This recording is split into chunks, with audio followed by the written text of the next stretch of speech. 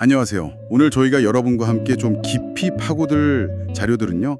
바로 테슬라의 자율주행, 그 최신 소식들입니다.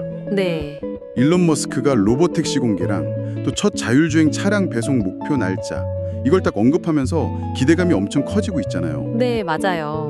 이게 그냥 단순 선언인지 아니면 그 이상의 의미가 있는 건지 오늘 한번 자세히 살펴보겠습니다. 네, 그렇습니다. 이게 뭐 단순한 기술 시연, 이걸 넘어서서요, 실제 서비스 운영 단계로 넘어가려는 그런 구체적인 움직임으로 볼 수 있거든요. 아, 운영 단계요? 네, 그 6월 22일 로보택시 잠정 공개 이것도 그렇고 특히 6월 28일 이날은 테슬라의 그 대규모 생산 공장 있잖아요. 기가팩토리. 네, 기가팩토리. 거기서 딱 생산된 차가 사람 개입 없이 고객 집까지 스스로 배송된다는 계획.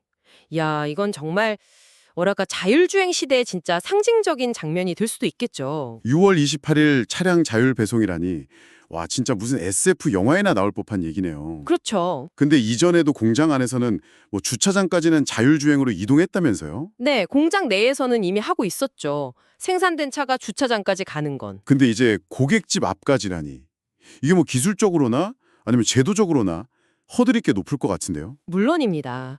그래서 뭐 처음부터 막 대규모로 하긴 어렵겠죠. 아마 제한적인 규모 그리고 특정 경로에서 먼저 시작할 가능성이 높아요.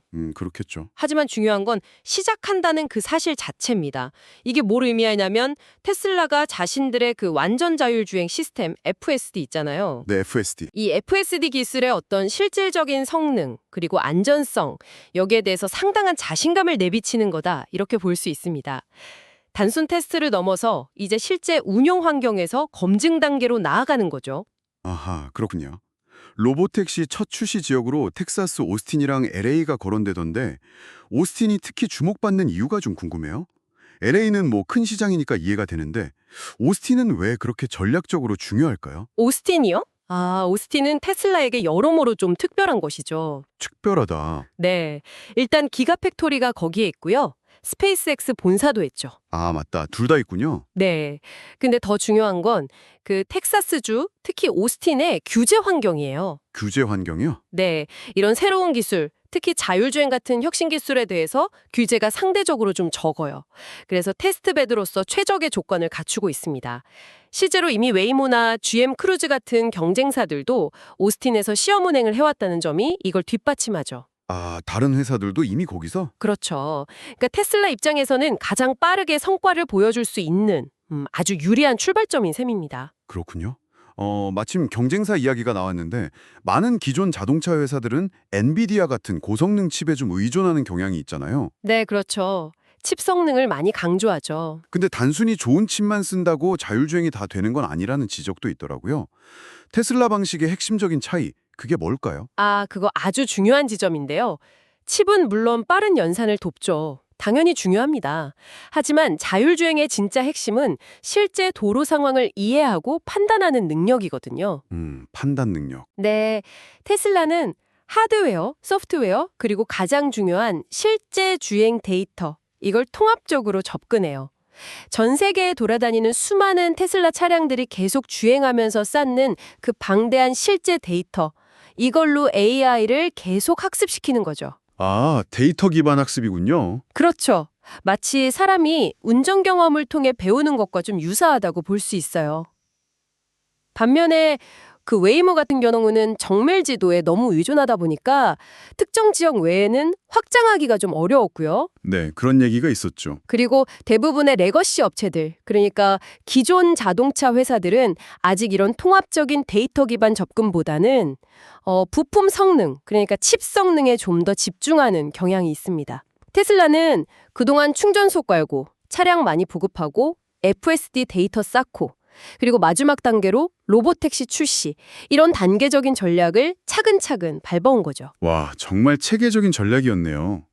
그럼 로보택시 서비스가 오스틴이랑 LA에서 시작되고 나면 그 다음은 어떻게 확장될까요? 말씀하신 대로 규제나 뭐 기술적인 문제들이 계속 있을 텐데 정말 빠르게 미국 전역이나 다른 나라로 확 퍼져나갈 수 있을까요? 초기에는 당연히 안전을 최우선으로 하겠죠.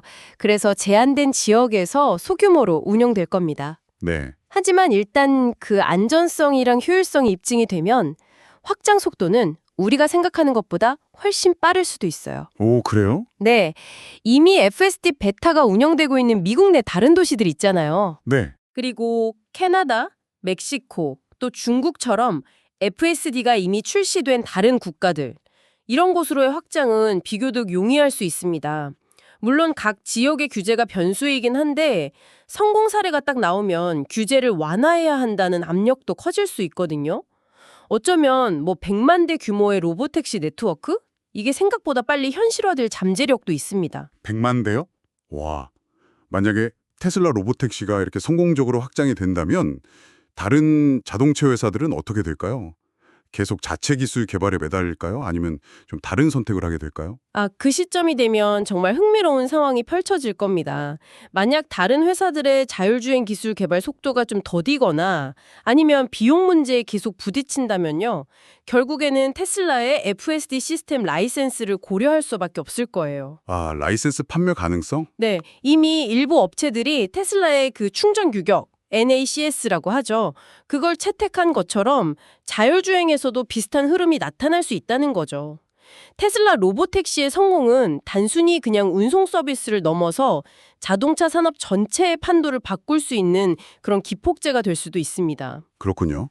자, 오늘 이야기를 좀 정리해보면 테슬라는 6월 말 로보택시 공개하고 또 자율주행 배송이라는 아주 구체적인 일정을 제시하면서요. 단순 기술 개발 단계를 넘어서 실제 상용화 그리고 운영 단계로 진입하려는 모습을 보이고 있습니다. 특히 규제가 좀 유리한 오스틴을 발판 삼아서 공격적인 확장을 준비하는 모습이고요. 네, 맞습니다. 기술력을 그냥 과시하는 단계를 지나서 이제는 실제 운영 모델을 통해서 이 자율주행 시대를 정말 현실로 만들겠다. 이런 강력한 의지가 엿보입니다. 자, 여기서 이 자료들을 쭉 접하신 여러분께 질문 하나를 던지면서 오늘 마무리하고 싶습니다. 만약에 정말 내일 당장 여러분이 주문한 차가 스스로 집 앞에 도착하고요. 또 필요할 때면 언제든 운전자 없는 택시를 스마트폰으로 부를 수 있는 그런 세상이 온다면 여러분의 하루 그리고 우리가 사는 이 도시의 풍경은 구체적으로 어떻게 변할 거라고 상상하시나요?